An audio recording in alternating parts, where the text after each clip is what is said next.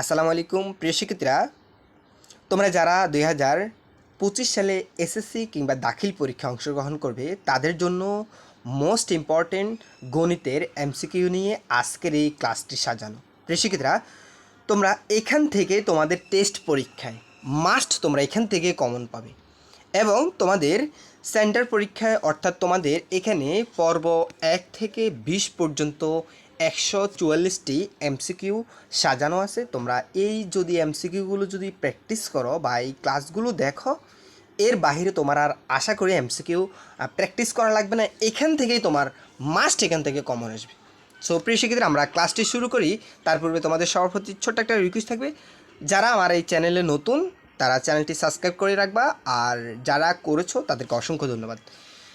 এখানে কত বলছে যে 1/4 ইনভার্স এক্স ইকুয়াল 64, এখানে এক্সের মান কত। তো দেখো, আমরা অঙ্কটা সমাধানের জন্য আমরা একটা ফরম্যাট নিয়ে নিচ্ছি অঙ্কটা তোলার জন্য। তো এখানে দেখো, এখানে আমি অঙ্কটা প্রথমে তুলে নিয়েছি। ধরো এই যে এখানে সম্পর্কটা 1-এর সাথে মূলত এক্স 4 ইনভার্স এক্স, এটা কিন্তু কী আকার আছে, ভাগ আকার। আমি ভাগ চিহ্ন দিয়ে লিখলাম আর সমান 64, এটা যেভাবে সেভাবে। দেখো প্রিয় শিক্ষার্থীরা, আমরা ইনভার্সের ওয়ানের এটা যেভাবে আছে ভাগ চিহ্ন দিলাম, এটাও ঠিক আছে। 4, এখানে ইনভার্সের জন্য 1 একটা উপরে দিতে হবে, মনে রাখবা। ইনভার্স মানে মাইনাসের জন্য 1 একটা উপরে দিতে হবে, আর এক্স টু দি পাওয়ার 4 এটা যেভাবে আছে এভাবে, মানে 4 টু দি পাওয়ার এক্স এটা যেভাবে আছে এভাবে, আর সমান 64 এটা যেভাবে আছে এভাবে। দেখো, তোমরা অনেকে যে মিস্টেকটা করো, ধরো এখানে 3 রূপে -4 আছে, এটার সমাধান কি হতে পারে, বা এখানে 4-এর উপর ধরো -a আছে, বা এখানে 9-এর উপর -3 আছে। এখন এগুলো কিভাবে সমাধান করতে, জাস্ট তুমি কী করবা, মাইনাসের জন্য 1 একটা উপরে, মাইনাসের জন্য 1 একটা উপরে, মাইনাসের জন্য 1 একটা উপরে, ঠিক আছে। 1 একটা উপরে দিচ্ছে তো কোনো সমস্যা নেই। আর 3 টু দি পাওয়ার 4 এটা যেভাবে আছে, 4 টু দি পাওয়ার এ যেভাবে আছে, 9 টু দি পাওয়ার 3 যেভাবে আছে এভাবে লিখবে। যেমন 3 to the power 4 A, 3 to the পাওয়ার 4, যেমন 4 to the power A, 4 to the পাওয়ার এ যেভাবে আছে এভাবে। যেমন 9 টু দি পাওয়ার কত, 9 টু দি পাওয়ার 3 এটা যেভাবে আছে, জাস্ট মাইনাসের জন্য 1 একটা উপরে দিবা, ঠিক আছে। তো এখানে আমরা সেম কাজটাই করব। ওকে প্রিয় শিক্ষার্থীরা, এই 1 এখানে সেম কাজটাই করা হয়েছে, এই মাইনাসের জন্য 1 একটা উপরে, আর 4 টু দি পাওয়ার এক্স সমান 64। এরপরে আমরা জানি ভগ্নাংশের ভাগের ক্ষেত্রে কি করি, গুণ দিয়ে পরিবর্তন করে ফেলি, ভাগটাকে গুণ দিয়ে পরিবর্তন। তাহলে পরিবর্তন কি, পরবর্তী রাশির পরিবর্তন। ভাগ থাকলে গুণ দিব, আর হরটাকে লব আকারে, লবটাকে হর আকারে। তাহলে একটা চলে যাবে কোথায়, নিচে, আর 4 টু দি পাওয়ার এক্সটা চলে যাবে উপরে, আর এখানে 64 যেভাবে আছে এভাবে থাকবে, ঠিক আছে। এখন আমি যদি ধরো এক একে কেটে দিলাম, এক এটা কেটে দিলাম, তাহলে এখানে কি রইলো, 4 টু দি পাওয়ার এক্স সমান কত, 64। এখন তোমার এখানে কিন্তু 4 আছে, তোমার এখানেও কিন্তু 4 বানাতে হবে। এখন কিভাবে 4 বানাবে সেটা দেখাচ্ছি। এই 64কে তুমি 4 দ্বারা ভাগ করো, 4 দ্বারা ভাগ করলে 4 16 64, 16কে তুমি যদি আবার 4 দ্বারা ভাগ করো, 4 4 16, তার মানে কি লেখা যায়, 4 কি লেখা যায়, কিউব লেখা যায় না। হ্যাঁ, তার মানে তুমি এখানে ধরো 4 টু দি পাওয়ার এক্স, এটা দেখো অন্য কালার দিয়ে দেখাচ্ছি, যে 4 টু দি পাওয়ার এক্স, আর এখানে 4 কি লেখা যায়, কিউব লেখা যায়, ঠিক আছে। তো এখানে দেখো, এখান থেকে 4 এটা কাটা, এখান থেকে 4 এটা কাটা, তার মানে এক্স এর মান কত পাইছি, 3 না। হ্যাঁ, তার মানে আমাদের অ্যান্সারটা কত, এক্স এর মান কত পেয়েছি আমরা, 3। এটা হচ্ছে আমাদের অ্যান্সার। আশা করি তোমরা বুঝছো। ওকে, এরপরে 2 নম্বর অঙ্কটা দেখো। এখানে বলছে সমকোণী ত্রিভুজ, নিচের কোন ক্ষেত্রে সমকোণী ত্রিভুজ আঁকা সম্ভব। সমকোণী ত্রিভুজ, দেখো সমকোণী ত্রিভুজের শর্তটা কি, এই যে এখানে একটা আমি ত্রিভুজ অঙ্কন করলাম, এই যে এটা একটা সমকোণী ত্রিভুজ। আমরা জানি সমকোণী ত্রিভুজের লম্ব স্কয়ার যেটা হবে, ধরো এই যে এটা হচ্ছে লম্ব, ধরো এটা হচ্ছে লম্ব, লম্ব স্কয়ার এবং ভূমি স্কয়ারে যা হবে অতি স্কয়ারও কি তা হবে। ধরো অতিভুজে যদি 100 হয়, অতিভুজে যদি 100 হয়, আমি এইভাবে দেখাচ্ছি, ধরো অতিভুজে যদি 100 হয়, তাহলে লম্ব এবং ভূমি এই দুইটা মিলিয়েও কত হতে হবে, 100 হতে হবে, ঠিক আছে। তার মানে শর্তটাকে আমরা ক্লিয়ার। এখন তুমি কোন জায়গায় দেখো যে এখানে কোন ক্ষেত্রে 2 রুট স্কয়ার দাও, তুমি যদি 2 রুট স্কয়ার দাও কত হবে, 4 হবে। ছোট দুইটা বাহু, আর অতিভুজ মনে রাখো, অতিভুজ হচ্ছে বড় বাহু, আর ভূমি এবং লম্ব হচ্ছে ছোট দুই বাহু, ঠিক আছে। তাহলে ছোট দুই বাহু কত, এই 2 স্কয়ার মানে 4, 3 স্কয়ার মানে কত 9, আর 5 স্কয়ার মানে কত হলো 25, ঠিক আছে। এখন দেখো তো প্রিয় শিক্ষার্থীরা, আমরা কি বললাম যে ছোট দুই বাহু যোগ করলে এখানে 4 এবং 9 যোগ করলে কত হয় 13 না 25-এর সমান হয়েছে না, সমান হলে সমকোণী হবে, সমান হলেই সমকোণী হবে। ওকে, এখানে 3 স্কোয়ার মানে কত 9, এখানে 5 স্কোয়ার মানে কত 25, তাহলে 25, তাহলে এখানে হবে কত 25 আর 3 স্কোয়ার মানে কত হবে 9 আর 10 স্কোয়ার মানে কত হবে 100। তাহলে তুমি চিন্তা করো আমাদের শর্তটা কি ছিল, ছোট দুইটা বাহু, এই ছোট দুইটা বাহু স্কোয়ার করলে যেটা হবে বৃহত্তম বাহুটা স্কোয়ার করলে সেটা হবে। যেমন 9 আর 25-এ কত, 9 আর 25 হচ্ছে 34, তো 100, এখানে কি 34 আছে না, এখানে 100 হয়নি। এখন তুমি এভাবে সেম একইভাবে এখানে ট্রাই করো। এখানে যদি 5 স্কোয়ার মানে কত 25, ছোটোটা 25, এখানে 12 স্কোয়ার মানে 144, ঠিক আছে, 13 স্কোয়ার মানে হচ্ছে 169। এখন তুমি ট্রাই করো যে ছোট দুইটা, এই ছোটো 144 এবং 25-এ যোগ করো, কত হবে 169। তাহলে এই বড়টার মতো মিলিয়ে গেছে না, এই যে এবার মিলিয়ে গেলে কিন্তু, ঠিক আছে, এই যে দেখো এখানে 169, এখানেও 169, তাই না? তাহলে এই ক্ষেত্রে যে এটা সঠিক হয়েছে, তাহলে ঘরা হচ্ছে আমাদের অ্যান্সার, সমকোণী ত্রিভুজ বলে এটা। আর এমনিতে একটা অঙ্ক আসে পরীক্ষাতে, এখানে দেখো সেই অঙ্কটাও দেখিয়ে দিচ্ছি তোমাদেরকে। দেখো এই যে এখানে যদি সমকোণী ত্রিভুজ না বলে যদি শুধুমাত্র ত্রিভুজ আঁকা সম্ভব এটা যদি বলে, তাহলে কি করবা? দেখো প্রিয়, তখন তোমার আর স্কোয়ার দেওয়া দরকার না, কারণ সমকোণী ত্রিভুজের ক্ষেত্রে না যাই বিষয়টা হচ্ছে এরকম, তুমি স্কোয়ার চিন্তা করবে, স্কোয়ার চিন্তা করবে, স্কোয়ার চিন্তা করবে, তখন তুমি এটার স্কোয়ার দিবে, এটার স্কোয়ার দিলে কী হবে, যেই ফলাফলটা হবে এই দুইটা স্কোয়ার যেটা দিবা লম্বা এবং ভূমির স্কোয়ার দিলে যে ফলাফলটা আসবে, মানে বড় বাহুটা স্কোয়ার দিলেও ওই দুইটা সমান হবে আর কি, এটা সমকোণী ত্রিভুজের ক্ষেত্রে। কিন্তু যখন শুধুমাত্র সমকোণী না বলে শুধুমাত্র নিচের কোন ক্ষেত্রে ত্রিভুজ আঁকা সম্ভব এটা যদি বলে, এই নিয়মে পরীক্ষাতে আসে কিন্তু, ঠিক আছে, তখন তুমি চিন্তা করবা যে এটার একটা ত্রিভুজ আঁকার একটা রুলস আছে, একটা রুলস কি, সেই রুলসটা হচ্ছে ছোটো দুইটা বাহু যোগ করলে কিন্তু বড় বাহু থেকে বেশি হবে। তোমার বড় বাহুকে, এখানে বড় বাহু কত 5, এখানে বড় বাহু কত 10, এখানে বড় বাহু কত 13, তার মানে তুমি এখানে বড় বাহু কত 20, ঠিক আছে। তাহলে এখন এবার তুমি চিন্তা করো যে স্যার এখানে 2 এবং 3 যোগ করলে কি 5 থেকে বেশি হয়েছে না, 2 আর 3 যোগ করলে 5 আর বেশি হয় না, তার মানে এখানে এইটা দ্বারা কখনো ত্রিভুজ আঁকা সম্ভব নয়। এরপর এখানে চিন্তা করো, এখানে ছোটো বাহু 3, এখানে ছোটো বাহু যোগ করলে কত 5 আর 3 যোগ করলে 8, তার মানে কি বেশি হয়েছে, এই যে 3 এবং 5 যোগ করলে কি 10 থেকে বেশি হয়েছে। শর্ত কিন্তু ত্রিভুজ আঁকতে হলে শর্ত বেশি হতে হবে, কিন্তু 10 থেকে তো বেশি হয় না, আরও বরংশ কম হয়েছে 8 হবে, তার মানে এই ক্ষেত্রেও কখনো ত্রিভুজ আঁকা সম্ভব না। তুমি এখানে চিন্তা করো যে এখানে কত 13, এখানে 12 এবং 5, তুমি 12 এবং ছোটো বাহু কত 12 এবং 5 না, 5 আর 12 যোগ করলে কত হবে 17 না, তো 17 কিন্তু এই যে এইখানে 13 থেকে বড় আছে, তার মানে এটা সঠিক, ঠিক আছে। এই ক্ষেত্রে তোমরা এগুলো ফলো করবে, আশা করি তোমরা বুঝছো বিষয়টা। ওকে, এরপরে দেখো এখানে একটা চিত্র দেওয়া আছে সমকোণী ত্রিভুজের, তো এখান থেকে চিত্রে বলছে সাইন স্কোয়ার ফি এর মান নির্ণয় করতে আমাদেরকে, তাই না?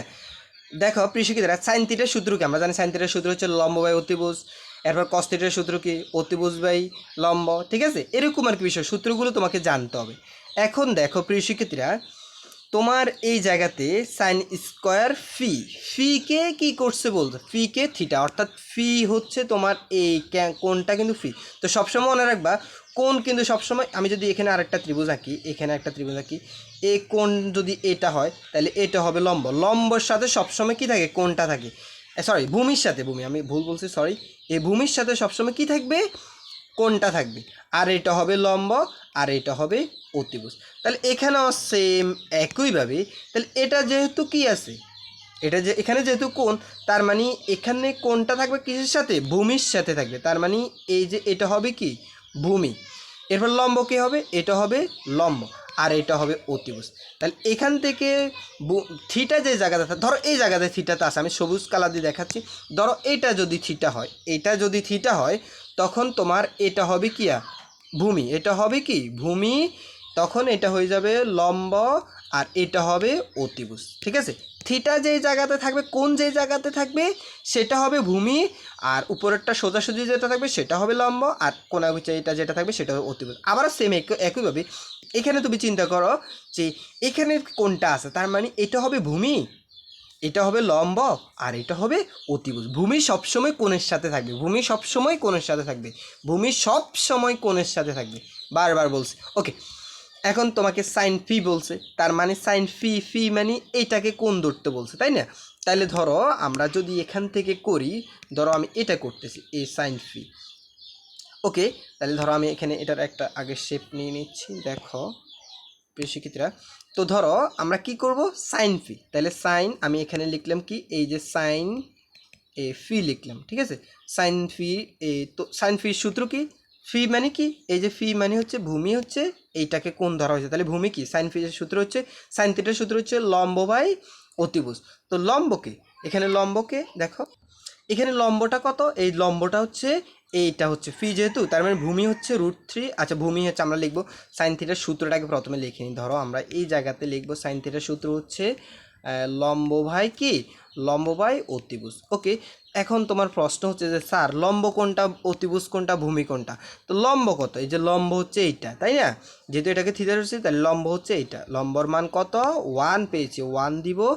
আর অতিভুজ কত পেয়েছি, এই জায়গাতে অতিভুজ কত, এই যে অতিভুজ কিন্তু এখানে দেওয়া নেই, তাহলে অঙ্কটা আমরা করব কি দিয়ে, আমরা যদি অতিভুজ যদি নাই থাকে তাহলে অতিভুজটা আগে বের করে নিই। এখন আমাদের পিথাগোরাসের উপপাদ্যের সূত্র কি, অতিভুজ স্কয়ার, অতিভুজ স্কয়ার সমান হচ্ছে, অতিভুজ স্কয়ার সমান হচ্ছে লম্ব স্কয়ার যোগ কি ভূমি স্কয়ার, তাই না। তো তুমি এবার চিন্তা করো, অতিভুজ স্কয়ার যখন তুমি বের করো তখন অতিভুজের মধ্যে কিসের মান লাগবে, লম্বর মান লাগবে। লম্ব কত, এই যে লম্ব হচ্ছে 1 আর ভূমি কত √3, তার মানে 1 স্কয়ার এবং √3 স্কয়ার, ঠিক আছে। 1 স্কয়ার যোগ √3 স্কয়ার। তো পরে দিয়ে একটু চিন্তা করো তুমি, যে এখানে 1 স্কয়ার মানে কত 1, আর এখানে স্কয়ার রুটে কাটা যাবে, স্কয়ার রুটে কাটা যায় কত থাকবে 3, তো 3 আর 1 যোগ করলে কত হবে 4। তার মানে স্পষ্টত আমরা এখানে বুঝতে পারলাম যে অতিভুজ এখানে কত পেয়েছি, 4 পেয়েছি, ঠিক আছে। তার মানে এখানে আমি কি লিখতে পারি, যে এখানে কত হবে 4 হবে, ঠিক আছে, অতিভুজ কত 4, তার মানে আমার অ্যান্সারটা কি দাঁড়াচ্ছে 1/4। তাহলে দেখো অপশন আমরা 1/4, আচ্ছা এখানে অপশনটা দেখা যাচ্ছে না, দাঁড়াও, এই যে 1/4। ওকে, দেখো যদি তোমার এখানে সাইন না বলে যদি 10 বলা হতো তখন তুমি কি করতে, এখন তুমি তো সবগুলোর মানে জানো, এখানে যে তোমার তো লম্বের মান দেওয়া আছে, ভূমির মান দেওয়া আছে, অতিভুজের মান দেওয়া আছে। এখন যদি বলো 10 আর, এখন তোমাকে বলা হলো ধরো 10 আর নির্ণয় করতে বলা হলো 10 আর। তো এখন দেখো প্রিয় শিক্ষার্থীরা, তোমরা যে ভুলটা করো সবাই, যে এখানে আর কে থিটা ধরতে বলা হয়েছে, আমি আবারও বলছি এখানে কিন্তু এইবার আর কে থিটা ধরতে বলা হয়েছে, আর থিটা মানে কোন ধরা হচ্ছে আর, তাহলে ট্যান থিটার সূত্র কি, ট্যান থিটার সূত্র হচ্ছে লম্ব বাই কি, লম্ব বাই ভূমি।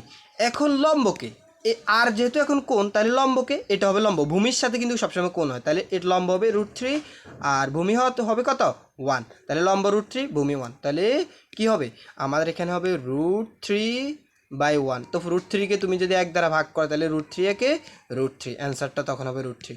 আবার জাস্ট যদি এখানে আর না বলি, যদি এখানে ফি বলা হয় তখন তোমার অ্যান্সারটা কি দাঁড়াতো, তখন তুমি আবার লম্বকে, তখন লম্বকে হতো, তখন লম্ব হতো কিন্তু এই যে যখন এটাকে তুমি ধরতা, ফিকে যখন কোণ ধরতা তখন লম্ব হয়ে যেত, এইটা হবে লম্ব 1 হবে লম্ব আর ভূমি হবে √3, তখন অ্যান্সারটা হবে 1/√3। ওকে, এই কনসেপ্টটা কিন্তু ক্লিয়ার হবা, ঠিক আছে, এটা কিন্তু এলোমেলো করে ফেলো তোমরা। ওকে, এরপরে দেখো এই যে 24 নম্বর, এটা দুইটি সংখ্যার অনুপাত দেওয়া আছে 4:6, এদের লসাগু দেওয়া আছে, তাহলে বৃহত্তম সংখ্যাটি কত। দেখো প্রিয় শিক্ষিতা, এই নিয়মের অঙ্ক আমি দেখেছি বিগত বছরের বিভিন্ন বোর্ড কোশ্চেনে বারবার অসংখ্যবার এসেছে, এখান থেকে তোমাদের পরীক্ষা একটা থাকবে, সেটা টেস্ট পরীক্ষা কিংবা সেন্টার পরীক্ষা। তো এখানে দেখো 4:6 মানে 4/6, এখানে 4, তাহলে তুমি ধরে নাও এই 4-এর সাথে একটা এক্স ধরো, এই 6-এর সাথে একটা এক্স ধরবা, ঠিক আছে। এরপরে তোমাকে কি দেওয়া আছে, লসাগু দেওয়া আছে, তাহলে তুমি ধরো আমি যদি তোমাদেরকে এখানে অ্যান্সারের একটা দাঁড়াও, এখানে একটা স্ক্রিপ্ট তৈরি করে নিই, তাহলে তোমাদেরকে বোঝাতে সুবিধা হবে। দেখো প্রিয় শিক্ষার্থীরা, এই যে এখানে ধরো একটা সংখ্যা হচ্ছে কত 4, এটার সাথে এক্স ধরবা, আর একটা সংখ্যা কত 6, এটার সাথে এক্স ধরবা, ঠিক আছে। এখন এটার কি দেওয়া আছে, এই জায়গাটাতে কি দেওয়া আছে দেখো তো, লসাগু না, তাহলে আমরা এটার কি নির্ণয় করব, লসাগু নির্ণয় করব। তো লসাগু কিভাবে নির্ণয় করে সেটা আমরা জানি, ধরো 2 দ্বারা ভাগ করলে কত, 2 দুগুণে 4 মানে 2x, আবার 2 দ্বারা এখানে 6 কত, তুমি 2 দ্বারা আবার ভাগ করো তাহলে কত হবে 3 দুগুণে 6 মানে 3x, তাই না। তো লসাগুর ক্ষেত্রে হচ্ছে এখানে এটাও নিব, এটাও নিব, এটাও নিব, এই উভয়টা নিব, ঠিক আছে। তাহলে লসাগু কত, তাহলে সুতরাং নির্ণয় লসাগু কত, লসাগু এখানে যদি দেখাই যে লসাগু কত হলো, এই যে লসাগু এখানে কত পেলাম, আমি গুণ করব, 2 দুগুণে 4, 3 4 12, তার মানে এখানে কত এক্স হলো 12x হচ্ছে লসাগু। আচ্ছা, এটা তো বুঝতে পারলাম আমরা। দেখো যদি গসাগু বলা হতো তখন ধরো এখানে যদি মানটা লসাগু দেওয়া না থাকে, যদি গসাগু দেওয়া, আচ্ছা আগে লসাগুর এটা কনসেপ্টটা ক্লিয়ার করে নিই, দাঁড়াও তাহলে তোমরা বুঝতে পারবা। ধরো লসাগুটা বললো, এখন তুমি তো এটাতে বুঝতে পারছো যে এটা লসাগু কত 12x, এখানে লসাগু কত 60, তার মানে 12x যে কথা 60 একই কথা, তাই না? তার মানে তুমি এখন কি করবা, তুমি এখন যে কাজটা করবা এই লসাগুর জায়গায় কত লিখে দিবা, ওই যে এখান থেকে প্রাপ্ত 60টা লিখে দিবা, তাই না? তাহলে তুমি এখানে যে কাজটা করবে সেটা হলো এই লসাগুর জায়গায় এখানে কত 60 সমানের সমান 12 লিখে ফেলবা এক্সের এক্স।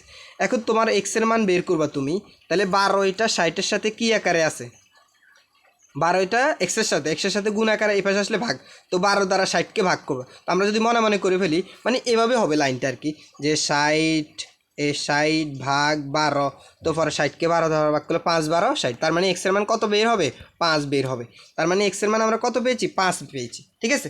এখন তুমি এক্সের মান যেহেতু 5 পেয়েছো, তাহলে তুমি চিন্তা করো, এখন যেহেতু এক্সের মান তুমি বের করে ফেলছো, এখন তোমাকে বলছে বৃহত্তম সংখ্যাটি কী নির্ণয় করতে বলছে, বৃহত্তম সংখ্যাটি কত। তাহলে দেখো তো প্রিয় শিক্ষার্থীরা, বৃহত্তম সংখ্যাটি কি 4x না 6x? অবশ্যই বড় সংখ্যাটি হচ্ছে 6x, বৃহত্তম মানে বড় আর ক্ষুদ্রতম মানে ছোট, তো বৃহত্তম সংখ্যাটি মানে 6x-কে নির্দেশ করছে। তাহলে এক্সের মান যদি 5 হয়, তার মানে এক্সের জায়গায় তুমি 5কে কল্পনা করো, 5 6 30, তার মানে তোমার অ্যান্সারটা কত হচ্ছে, 30 হচ্ছে তোমার অ্যান্সার। ওকে, আবার যদি বলা হতো ছোট সংখ্যাটি, ধরো যদি বলা হতো ছোট সংখ্যাটি, তাহলে তুমি ছোট সংখ্যা কত 4x, তাহলে এক্সের জায়গায় তুমি কত কল্পনা করবা, 5 কল্পনা করবে, তখন তুমি 4 5 20, তখন তুমি অ্যান্সার দিতা 20। ওকে, আশা করি তোমরা এই বিষয়টা ক্লিয়ার। তাহলে টার্গেট কি, আমাদের টার্গেট যদি এখানে অনুপাতে কি দেওয়া থাকে, লসাগু দেওয়া থাকে, আমরা এটার সাথে একটা এক্স নিব, এক্স নিয়ে এটা লসাগু করব, তার মানে এটাও লসাগু এটাও লসাগু, তখন লসাগুর সমাধান করলে এক্সের মানটা বের হয়ে যাবে। আচ্ছা, যদি লসাগু না দিয়ে এখানে যদি গসাগু দেওয়া থাকতো তখন কি করতাম, সেম একইভাবে আমি কি করব, ওই আবার পূর্বের ন্যায় কী করব, এখানে এই 4-এর সাথে একটা এক্স নিলাম, 4-এর সাথে এক্স নিলাম, এই 6-এর সাথে এক্স নিব। এখন আমাদেরকে গসাগু নির্ণয় করতে বলা হয়, গসাগু নির্ণয় করব কীভাবে, দেখো এখানে আমি কি করব, এই 2 দ্বারা এখানে ভাগ করব, 2 দ্বারা ভাগ করলে কত, 4 দুগুণে 2 দুগুণে 4 মানে 2x, আবার 2 দ্বারা এক্সকে ভাগ করলে কত হবে, 3 দুগুণে 6 3x।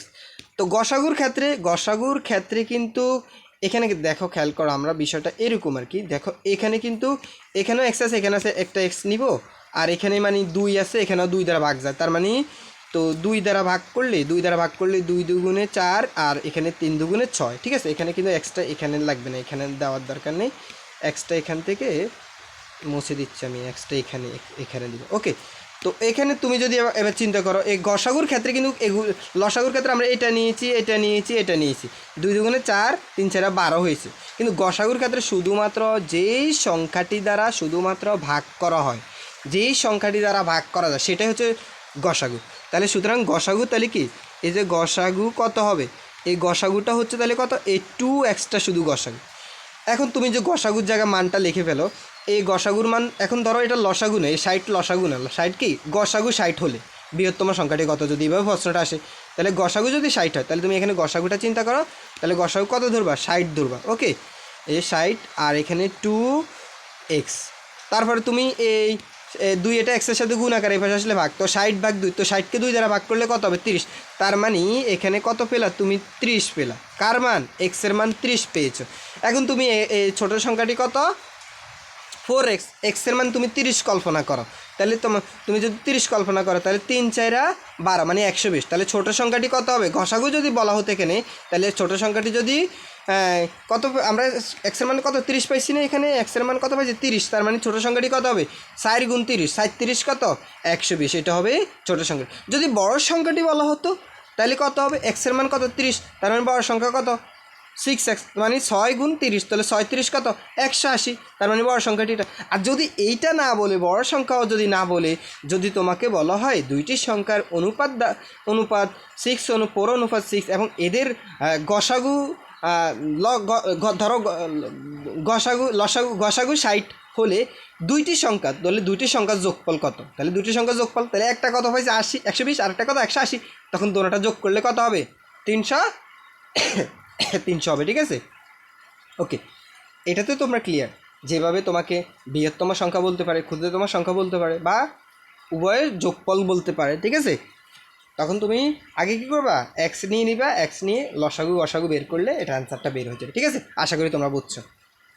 ওকে, তাহলে আমাদের এটার অ্যান্সারটা কি, খ 30। ঠিক আছে, ওকে।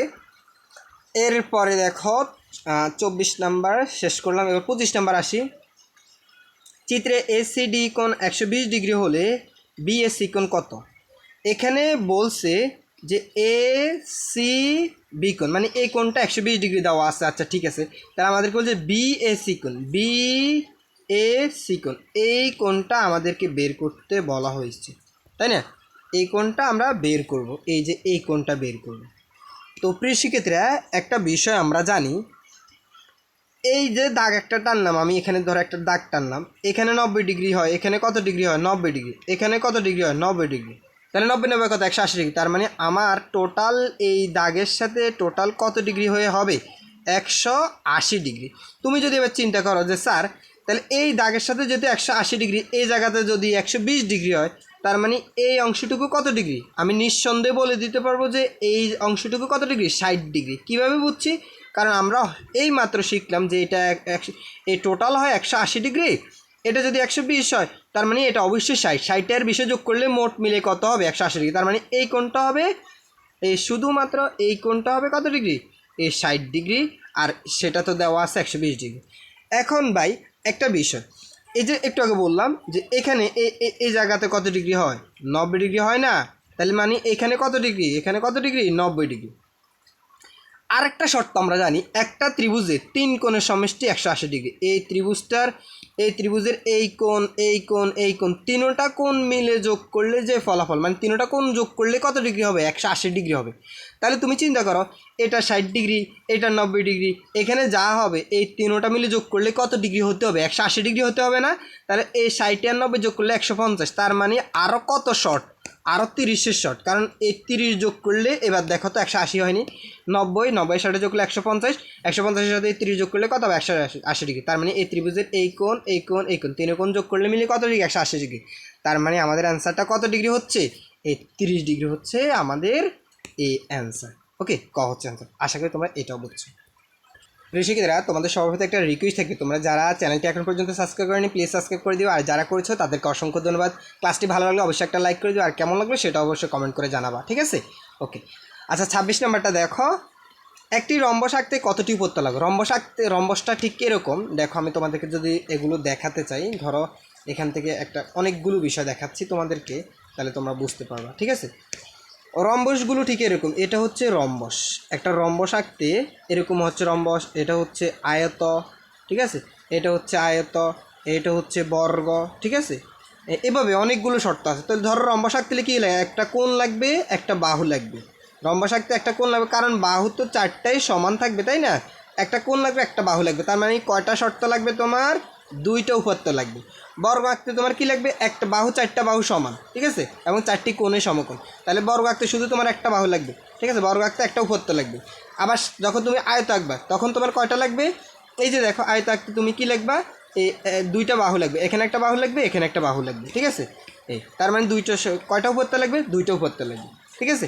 এভাবে বর্গ, রম্বস এগুলো যখন বলা হবে তখন তুমি কি লাগে সেটার উপর নির্ভর করবে। তাহলে রম্বস আঁকতে কয়টি উপত্য লাগবে, রম্বস আঁকতে এই যে এটা রম্বস, তার মানে কয়টা লাগবে, কোণ একটা লাগবে, বাহু একটা লাগবে, তার মানে 2টা, সর্বনিম্ন 2টা। তার মানে অ্যান্সার কত, 2। এটা হচ্ছে আমাদের অ্যান্সার। ওকে,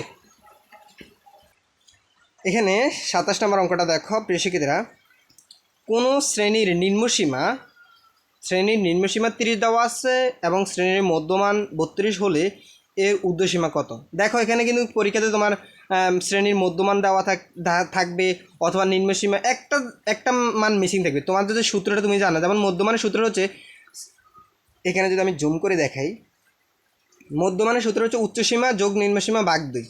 তো মধ্যমান, হয়তো মধ্যমান অনেক ক্ষেত্রে মিসিং থাকতে পারে, তখন তোমাকে উচ্চসীমা এবং নিম্নসীমা দেওয়া থাকবে, তুমি মানটা বসায় 2 দ্বারা ভাগ করলে মধ্যমান বেরিয়ে যাবে। অথবা তোমার উচ্চসীমা দেওয়া নেই, দেওয়া আছে কি, মধ্যমান দেওয়া আছে, নিম্নসীমা দেওয়া আছে, 2টা দেওয়া থাকবে। অথবা তোমার উচ্চমান দেওয়া আছে, মধ্যমান দেওয়া আছে, তোমাকে নিম্নসীমা বের করতে বলা আছে। তো সূত্রে এটা ফলো করবে, এই সূত্রের মধ্যে তুমি বাকি মানগুলো বসাই দিলে তোমার অ্যান্সারটা হয়ে যাবে, ঠিক আছে? ওকে, তাহলে এখানে আমাদের দেওয়া আছে যে তথ্যগুলো কি কি দেওয়া আছে, নিম্নসীমা দেওয়া আছে, মধ্যমান দেওয়া আছে, এই মধ্যমানটা দেওয়া আছে এবং নিম্নসীমাটা দেওয়া আছে, ঠিক আছে। তো এটা যেটা দেওয়া আছে ঠিক ওইটাই পাবে। মধ্যমান যেটা দেওয়া আছে, মধ্যমান 32 সমানের সমান, উচ্চসীমা যেভাবে আছে যেভাবে যোগের যোগ, নিম্নসীমা কত দেওয়া আছে 30 দেওয়া আছে, 30-এর 30 ভাগের ভাগ 2-এর 2। তো পরে 2 এটা পাশে ভাগাকার মানে নিচে আছে, এই পাশে ভাগাকার থাকলে এই পাশে 32-এর সাথে গুণ আকারে চলে আসবে, আর উচ্চসীমা যোগ 30 এটা যেভাবে আছে ওইভাবে থাকবে। ঠিক আছে, হ্যাঁ, উচ্চসীমা যোগ 30 এটা যেভাবে আছে। তো পরে দিই 32 আর 2 যোগ করলে 64, আর 30 এটা যোগ আকার আছে, সমান চিহ্নের এই পাশে আসলে এটা বিয়োগ আকার হয়ে যাবে। ঠিক আছে, আর উচ্চসীমা যেভাবে আছে ওইভাবে।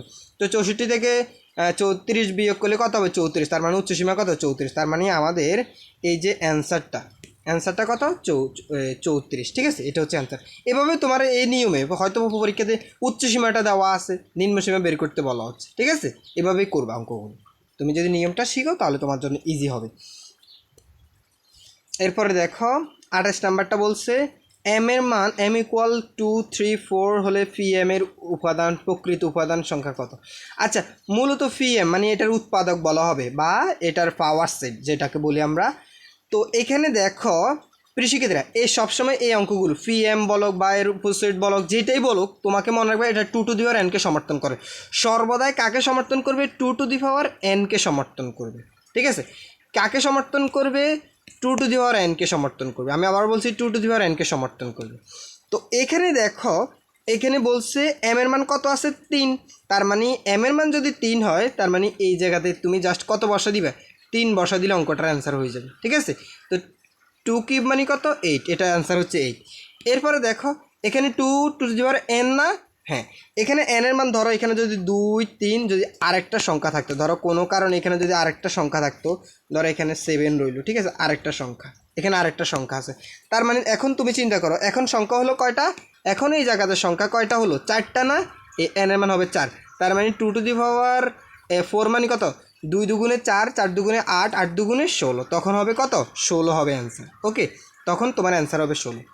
এখন এটা তো উপাদান সংখ্যা বা এটার পাওয়ার সেট। যদি একটা কথা যদি বলা থাকে প্রকৃত কথা বলে, তাহলে প্রকৃত বললে কিন্তু একটা মাইনাস হবে, মানে এক বিয়োগ হবে। প্রকৃত বললে একটা বিয়োগ হবে, এবং সেই প্রকৃত উপসেটটা হবে এই 2, 3, 4। এই 2, 3, 4কে কখনো উপসেটে নেওয়া যাবে না। ঠিক আছে, 2, 3, 4টা আসবে না। তো মানে মূলত হচ্ছে কি এক বিয়োগ হবে। তাহলে অ্যান্সারটা কত হবে, এখানে অ্যান্সারটা কত হচ্ছে 7, এটা হচ্ছে অ্যান্সার। এখানে প্রকৃত উপসেট বললে এখানে কত হওয়ার কথা ছিল 16 না, তো এক বিয়োগ দিলে কত হবে 15। ঠিক আছে, আচ্ছা, তাহলে বুঝছো তো বিষয়টা তোমরা যে কীভাবে উপসেটগুলো নির্ণয় করতে হয়। তাহলে প্রকৃত উপসেট, তাহলে যদি এখানে 3টা থাকে তাহলে অ্যান্সারটা কত হবে 7 হবে। যদি এখানে 4টা সংখ্যা থাকতো তাহলে অ্যান্সারটা কত হবে 16 হওয়ার কথা, বাট প্রকৃত বললে কত হবে 15 হবে। ওকে, আশা করি তোমরা বুঝছো। ওকে, এরপরে আমাদের হচ্ছে 29 নাম্বারটা দেখো যে একটি সমবাহু ত্রিভুজের ক্ষেত্রফল 25√3 বর্গমিটার হলে ত্রিভুজের বাহুর দৈর্ঘ্য কত। আচ্ছা প্রিয় শিক্ষার্থীরা, তোমরা কি জানো সমবাহু ত্রিভুজের ক্ষেত্রফলের সূত্রটা কি তোমরা জানো?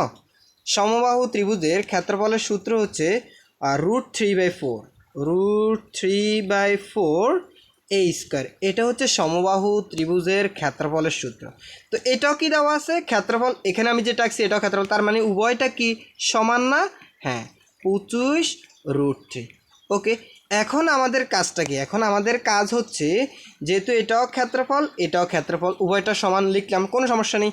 এখন আমাদেরকে কি বের করতে বলছে বাহুর দৈর্ঘ্য, মানে আমাদেরকে এই জায়গাতে এর মান বের করতে বলা হয়েছে। আমরা এর মান বের করি, তার মানে প্রথমে √3 এটা উপরে আছে, এপাশে চলে নিচে চলে যাবে, আর 4 এটা এপাশে উপরে আছে, এপাশে চলে এপাশে নিচে আছে, ওই পাশে চলে উপরে চলে যাবে। তাহলে ধরো আমি এখানে থাকলো কি শুধুমাত্র এই স্কোয়ারটা থাকলো সমানের সমান, এখানে এ 25 √3 সাথে এ √3 এটা উপরে ছিল, এটা এখন চলে যাবে নিচে √3 এটা নিচে চলে যাবে, আর 4 এটা ছিল নিচে, এখন চলে যাবে এই 4টা উপরে চলে যাবে। ঠিক আছে, এখন আমরা যদি একটু কাটাকাটি করি, ধরো এ √3 কেটে দিলাম, এ √3 কেটে দিলাম। ঠিক আছে, কেটে দেওয়ার পরে এখানে রইলো এ স্কোয়ার, আর এখানে রইলো তাহলে কত 25 এবং 4, 4 25 কত 100। ঠিক আছে, 4 25 কত 100। এরপরে তুমি যদি এর মান বের করো, মানে এ কে রাখতে চাই আমি, তাহলে এ রুট এটা এপাশের তো ওই পাশে তাহলে কী হয়ে যাবে, সরি স্কোয়ার এটা এপাশের তো ওই পাশে গেলে রুট আকার ধারণ করতে 100 উপরে রুট দিলে কত হবে 10। তার মানে এর মান কত পেয়েছি আমরা 10 পেয়েছি না, তাহলে আমাদের অ্যান্সারটা কত হবে এ 10 হবে আমাদের অ্যান্সার। এরপরে দেখো 30 নম্বর অঙ্কটা এখানে cos 90 ডিগ্রি মাইনাস থিটা, এই নিয়মে পরীক্ষা একটা অঙ্ক থাকবে। এটা সৃজনশীলও কিন্তু কতে আসে বেশিরভাগ সময়, ঠিক আছে? যে cos, এখানে cos না থেকে অন্যান্য মানও থাকতে পারে, সাইন থাকতে পারে, cos থাকতে পারে, 90 degree minus theta, 60 degree minus theta. এখানে কিন্তু এটা সূত্র আছে তোমাদের গাইড বইতে, তোমরা দেখবা এই অধ্যায়ের শুরুতে এই নিয়মের কিছু সূত্র আছে। যেমন cos into 90 degree minus theta সমান কী লেখা যায়? Sine theta. এইটার সূত্র হচ্ছে সাইন থিটা। তার মানে তুমি এই জায়গা জাস্ট এই অংশটুকু কেটে দাও, এই অংশটুকু কেটে দিয়ে তুমি জাস্ট এই জায়গায় কল্পনা করো। কি কল্পনা করবা? Sine theta. এই সাইন থিটা কল্পনা করো যে cos 90 ডিগ্রি মাইনাস থিটা সমান সাইন থিটা। তো সাইন থিটার সমান যদি 4/5 হয়, এখন তোমাকে কোসেক থিটা নির্ণয় করতে বলছে। তো খুব ইজি, তুমি যদি সূত্র যদি জানো তাহলে এই অঙ্কগুলো তোমার জন্য সহজ হবে। তো সাইন থিটার সমান যদি 4/5 হয় তাহলে কোসেক থিটা। তাহলে আমরা জানি যে কোসেক থিটার সূত্র কী? যে কোসেক থিটার সূত্র হচ্ছে, এই কোসেক থিটার সূত্র আমি এখানে লিখি। কোসেক থিটার সূত্র হচ্ছে 1/sin থিটা, 1/sin থিটা, ঠিক আছে? 1/sin theta. এখন দেখো তো প্রিয় শিক্ষার্থীরা, আমরা কিন্তু সাইন থিটার মান পাই গেছি কত? 4/5 পাইছি না? তাহলে এই জায়গায় তুমি 4/5 লিখে দাও। তাহলে তুমি এখানে জাস্ট কী করবা? এই উপরে 1 তো ভাগ আকারে আছে, তাই না? এই যে 1 তো ভাগ আকারে আছে, আর সাইন ওয়ানের সাথে সাইন এটা ভাগ আকারে আছে। তো সাইনের মান তো আমরা পেলাম, এই যে সাইনের মান কত পাইছি? 4/5 না? তো আমি এটা লিখবো এখানে 4/5, ঠিক আছে? তো আমরা জানি ভাগ থাকলে আমরা কি করি? ভগ্নাংশটাকে গুণ দিয়ে পরিবর্তন করে ফেলি, মানে হরটাকে লব আকারে, লবটাকে হর আকারে। তাহলে তোমার এই 4টা চলে যাবে উপরে আর 5টা চলে যাবে নিচে। তো 1 দ্বারা তুমি যদি এবার এটাকে গুণ দাও তাহলে এটাই হবে, কত হবে? 4/5 হবে, 4/5। এই 4/5 হচ্ছে অ্যান্সার। তাহলে তুমি দেখো এই 4/5 কোথায় আছে? এই যে এই জায়গাতে 4/5 আছে। এই খ হচ্ছে আমাদের অ্যান্সার। এরপরে 31 নাম্বারটা বলছে, ক্রমযোজিত ঘনসংখ্যা প্রয়োজন হয় কি মধ্যক নির্ণয় করতে, না জীবরেখা নির্ণয় করতে, না গড় নির্ণয় করতে, না মধ্যক শ্রেণী নির্ণয় করতে? এর সঠিক উত্তর তোমরা কমেন্ট করে জানাও। প্রিয় শিক্ষার্থীরা, দেখি তোমরা এটা পারো কিনা। অবশ্যই তোমরা তোমাদের মতামত জানাবা, যে পারো কি না, না পারো কোনো সমস্যা নেই, তোমরা কমেন্ট করে এটা জানাবা। আর তোমাদের কাছে আমার এই ক্লাসগুলো কেমন লাগে অবশ্যই কমেন্ট করে জানাবা। ভিডিও সম্পর্কে বা এই ক্লাস সম্পর্কে কোনো কিছু জানার থাকলে সেটাও কমেন্ট করে জানাতে পারো। আর ভিডিওতে অবশ্যই একটা লাইক দেওয়ার অনুরোধ থাকবে। যারা চ্যানেলটি সাবস্ক্রাইব করেনি প্লিজ সাবস্ক্রাইব করে দিও, আর যারা করেছো তাদেরকে অসংখ্য ধন্যবাদ। তোমাদের এই বাকি ক্লাসগুলো তোমরা কমেন্টে অথবা ডিসক্রিপশন লিঙ্কে তোমাদের সবগুলো বিষয় সাজানো থাকবে, তোমরা সেখান থেকে ধারাবাহিকভাবে সবগুলো বিষয় দেখে নিতে পারো। ধন্যবাদ সবাইকে।